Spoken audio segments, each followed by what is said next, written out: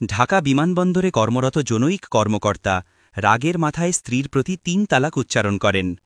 পরক্ষণেই স্বাভাবিক হলে নিজের ভুল বুঝতে পারেন। তিনি শুধু একটি শব্দ নয়, পুরো জীবনের আলো নিভিয়ে ফেলেছেন। স্ত্রীকে ফিরে পাওয়ার আকুতি নিয়ে ছুটলেন রাজধানীর নামকরা আলেমদের কাছে। অথার একটাই, আপনি শেষ, হিল্লা ছাড়া সমাধান নেই। ছুটে গেলেন আরও কিছু স্বনামধন্য আলেমদের কাছে। সবার বক্তব্য প্রায় একই, আপনাদের স্বামী স্ত্রীর একত্রে সংসার করার আর কোনো পথ নেই, একমাত্র পথ হিল্লা বিবাহ। তবে এদের মধ্যে একজন দেশ বিদেশে পরিচিত টিভি বক্তা তাকে বললেন, এটা ঠিক যে হানাজি মাযহাবের ফতুয়া অনুযায়ী আপনার স্ত্রী তালাক হয়ে গেছে, কিন্তু কোরআন সুন্নাহ অনুযায়ী বাস্তবে তালাক হয়নি। কিন্তু আমরা তা বলতে পারব না, কারণ আমরা একটি মাযহাবকে রিপ্রেজেন্ট করি। মাযহাবের রিপ্রেজেন্টার, কি এক অবস্থা! মাযহাবে ভুল থাকলেও তাকে আঁকড়ে ধরতে হবে কেন? ধর্ম কি মানুষের জন্য নয়, নাকি মাযহাব মানুষের গলার দড়ি? এমনিতেই আমাদের সমাজে তালাক শব্দটি এত সহজে উচ্চারিত হয়, যেন রাগের মুহূর্তে মানুষ ৩টি শব্দ ছুড়ে দিয়ে সারা জীবনের সম্পর্ক শেষ করে দিতে পারে।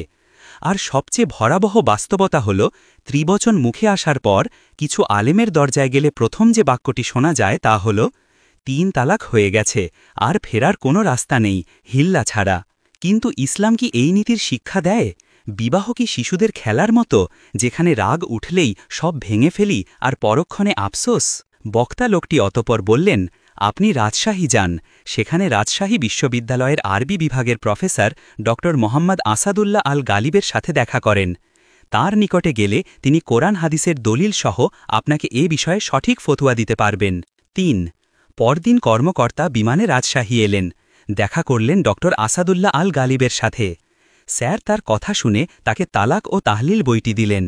বইটি পড়তেই মন থেকে অন্ধকার সরে গেল, কারণ সেখানে স্পষ্টভাবে দলিল সহ বলা আছে, একসাথে ৩ তালাক বললে তা ১ তালাক হিসেবে গণ্য।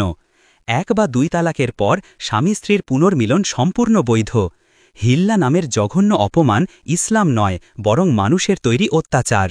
পরবর্তীতে স্যার দারুল ইফতার প্যাডে দলিল ভিত্তিক ফতোয়া লিখে দিলেন। কর্মকর্তা যেন নতুন জীবন ফিরে পেলেন। পরের দিনের বিমানে ফিরে গেলেন ঢাকা। ফেরার পর তালাক রাজয়ী হওয়ায় তিনি সহজেই স্ত্রীকে ফিরিয়ে নিলেন। আজও তাদের সুখী দাম্পত্য জীবন চলছে, কারণ ইসলাম ভাঙতে নয়, সংশোধন করতে বলে। ৪ একসাথে ৩ তালাক, এটি কোরআন কিংবা সহিহ হাদিসে শেখানো পদ্ধতি নয়। কোরআন পরিষ্কার বলেছে, তালাক ২ বার, এরপর ভালোভাবে রাখা বা সুন্দরভাবে বিদায় দেয়া। ২:২29। আর হিল্লা, যা নারীকে আরেক পুরুষের বিছানায় ঢুকিয়ে তারপর আবার ফিরিয়ে আনার হাস্যকর খেলা, এটা ইসলাম নয়, এটা অপমান, নির্যাতন এবং ধর্মের নামে প্রতারণা। রাগের মাথায় হোক কিংবা অরাগ মাথায় হোক, একসাথে ৩ তালাক আসলে ১ তালাকই।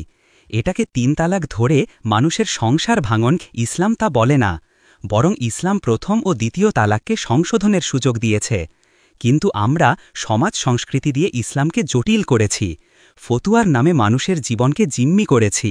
তালাক এমন শাস্তি নয় যা দিয়ে মানুষকে ধ্বংস করতে হবে, এটা সম্পর্ক সংশোধনের একটি কঠিন কিন্তু নিয়ন্ত্রিত পথ।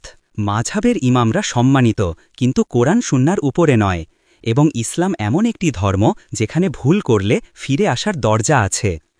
তথ্যসূত্র: সমাজ সংস্কারে আত-তাহরিকের ফতুয়া সমূহের ভূমিকা। মাসিক আত-তাহরিক, মার্চ 2016।